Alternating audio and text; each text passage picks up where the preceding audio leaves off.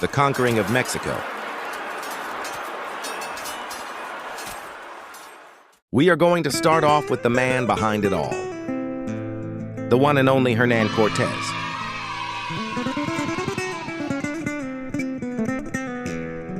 Hernan Cortez was born the year 1485 in the town Medellin, Spain.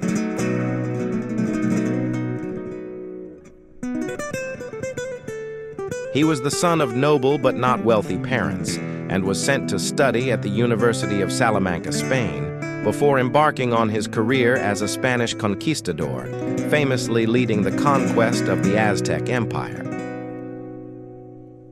But the thing is, he grew restless from studying in Salamanca and left Spain in the year 1504 to explore the New World.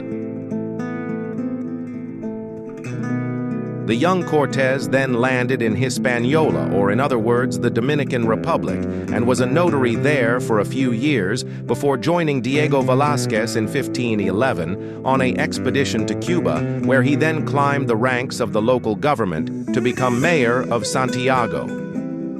Cortez, being not content with being on dry land, he set to sail for Mexico in 1518, this time in command of his own expedition, but Velázquez canceled the trip. Hernan didn't listen and set sail to Mexico anyway, with 500 men and 11 ships to seek his fortune.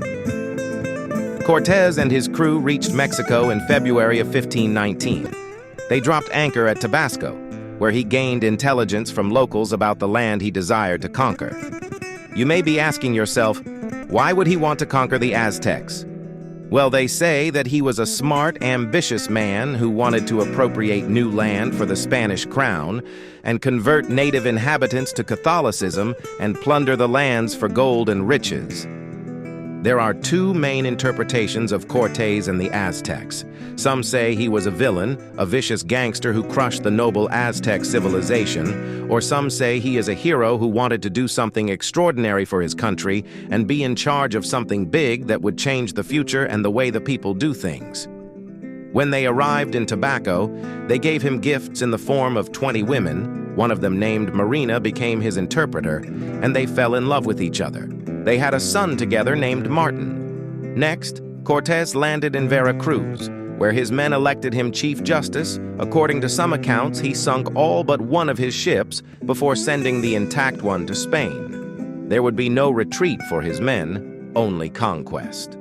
Cortez used his ally and united against the Aztecs. His allies were the Tlaxcalans, the most important allies. How this alliance developed and how their support was crucial to Cortez's success. While Hernan was making his way inland from the coast on his audacious conquest of the Mexica or Aztec Empire, he had to pass through lands of the fiercely independent Tlaxcalans, who were the mortal enemies of the Aztecs. At first, they fought the conquistadors viciously, but after repeated defeats, they decided to make peace with the Spanish and ally with them against their traditional enemies. Hernan could not have conquered the Aztecs empire without the help of the Tlaxcalans. The alliance provided Cortez with warriors and a safe base near Tenochtitlan. But by the time he arrived in Mexico, the Aztecs had come to rule over 500 small states and some 5 to 6 million people. He used deadly force to conquer Mexico, fighting Tlaxacan and Cholula warriors before turning his attention on the ultimate prize, taking over the Aztec Empire. He entered Tenochtitlan, the Aztec capital home to ruler Montezuma II, on November 8, 1519. This city, located near today's Mexico City, had more than 140,000 inhabitants at its height and was the most densely populated city ever to exist in Mesoamerica. Cortez's forces defeated the Aztecs in Battle of Otumba on July 7, 1520, and he regained control of Tenochtitlan by August 13, 1521. He had sent letters to Spain about what he has done and how he has a new life in Mexico. Cortez continued to seek opportunities to gain wealth and land. He sent expeditions out into new areas, including what is now present-day Honduras.